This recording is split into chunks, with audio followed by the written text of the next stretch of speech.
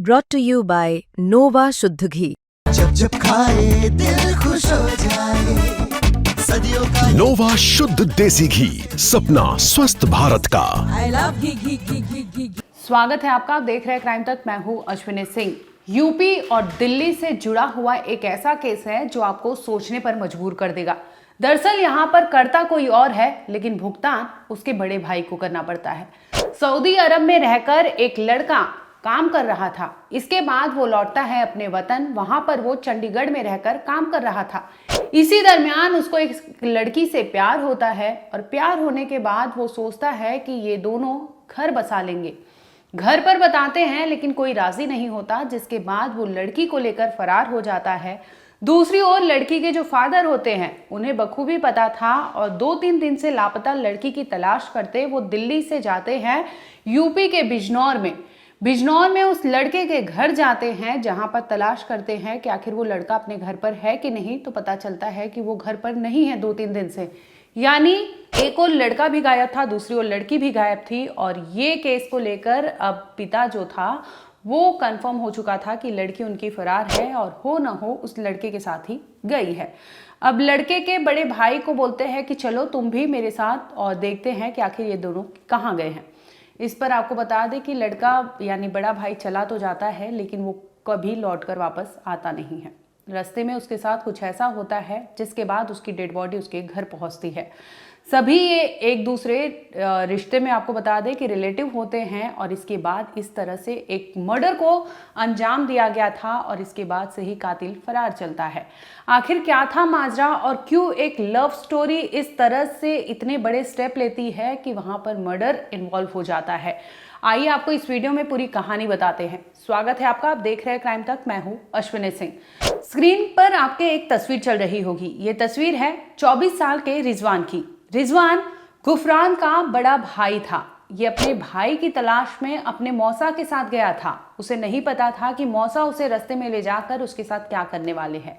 निकला तो था अपने भाई और मौसी की बेटी की तलाश में, लेकिन वो लौटता नहीं है। और जब खबर पहुंचती है घर पर तो पता चलता है रिजवान की मौत हो चुकी है और उसकी लाश एक हॉस्पिटल में रखी गई थी, जहां पर पुलिस पोस्टमार्टम के लिए उसकी बॉडी को भेज चुकी थी।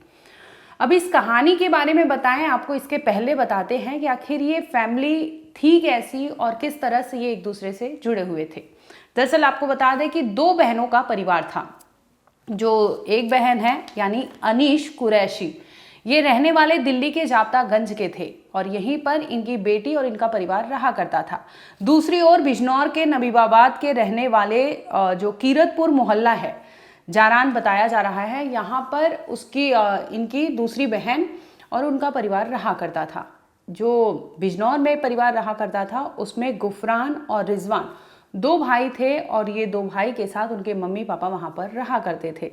इसी दरमियान आपको बता दें कि गुफरान जो है हाल ही में वो लौटा था सऊदी अरब से और दूसरा जो रिजवान है, रिजवान कीरतपुर में एक होटल में रोटी बनाने का काम किया करता था। और दूसरी ओर उनका जो भाई है गुफरान, वो जब से सऊदी अरब से लौटा था वो चंडीगढ़ में रहकर काम किया करता था। इसी दरमियान उसका अपनी मौसी के घर आना जाना होता था। मौसी जो है दिल्ली के जाप्तागंज में रहती थी, जहाँ पर अनीश कुरैशी उनके मौसा थे। अब इसी दरमियान अनीश की जो बेटी है उनसे गुफरान की मोहब्बत हो जाती है। इन दोनों में प्यार हो जाता है। अब दोनों घर पर बताते हैं, घर पे किसी को ये मंजूर नहीं होता, जिसके बाद ये लोग 22 सितंबर को वहां से योजना बनाकर दोनों फरार हो जाते हैं अपने अपने घर से। अब पिता 1-2 दिन तलाशते हैं, जब नहीं पता चलता तो वो फौरन पहुंचते हैं कीरतपुर यानी अपनी साली के घर पर, जहां पर पूछते हैं कि गुफरान कहाँ है। जब गुफरान के बारे में वो पूछताछ करते हैं तो पता चलता है घर पर गुफरान भी नहीं है, सिर्फ और सिर्फ माँ थी और रिजवान था। अब इस पर वो अपनी साली को कहते हैं कि अच्छा ठीक है, अगर नहीं है गुफरान तो चलो रिजवान को मेरे साथ भेज दो और इसे लेकर मैं जाता हूँ, पता करता हूँ कि आखिर ये दोनों गए तो गए कहाँ। एक और अनीश की बेटी थी, दूसरी ओर गुफरान था। अब वो साली थी, वो बोलती है कि अच्छा ठीक है रिजवान तुम चले जाओ अपने मौसा के साथ, देखो कहाँ पर गए हैं ये लोग। इस पर वो लेके जाते हैं बिजनौर के मंडावर रोड, मालन नदी के किनारे की ये वारदात है।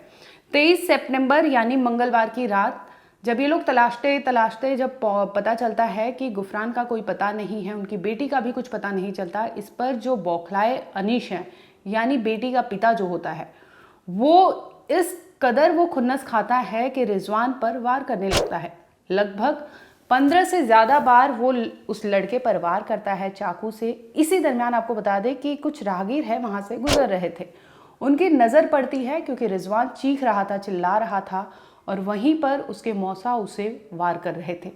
जैसे ही देखते हैं कि लोगों की नज़र पड़ी है, फ़ौरन उसके मौसा जो है वहाँ से उसे छोड़ते हैं और फ़ौरन भाग जाते हैं।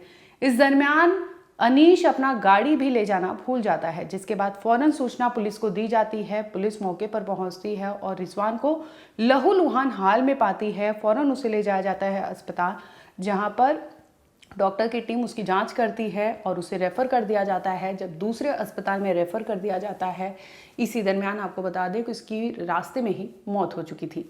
इस पूरे मामले पर पुलिस का बयान सामने आया है। एक बार आपको सुनवाते हैं कि आखिर बिजनौर पुलिस ने क्या बताया पूरे कहानी पर, एक बार आप सुन लीजिए।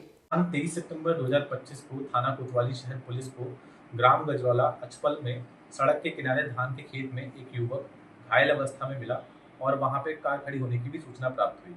घायल युवक ने अपना नाम रिजवान, उम्र 24 वर्ष, पुत्र सरफराज अहमद, निवासी मोहल्ला जाटान, कस्बा व थाना कीरतपुर, जनपद बिजनौर बताया।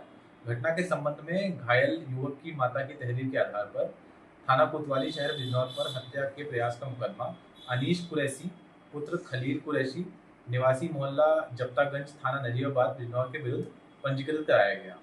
घटना के संबंध में तथ्य प्रकाश में आए हैं कि रिजवान का भाई गुफरान अभियुक्त अनीश कुरैशी की पुत्री को कुछ दिन पहले दिल्ली से भगा ले गया था।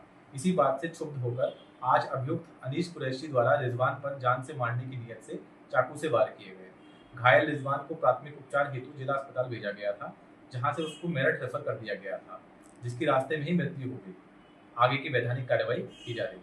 यानी सड़क किनारे धान की खेत में लहूलुहान हाल में जिस तरह से रिजवान को फेंका गया था और इसके बाद जब वो डॉक्टर की टीम उसकी जांच करती है तो पता चलता है उसकी मौत हो चुकी है।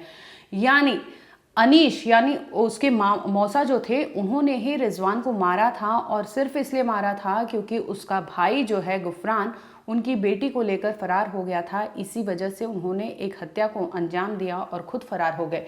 मौकाए वारदात से पुलिस ने गाड़ी बरामद की है जो अनीश की है। इसके साथ ही फरार अनीश के बारे में पता लगाने की कोशिश कर रही है कि आखिर ये गया तो गया कहाँ।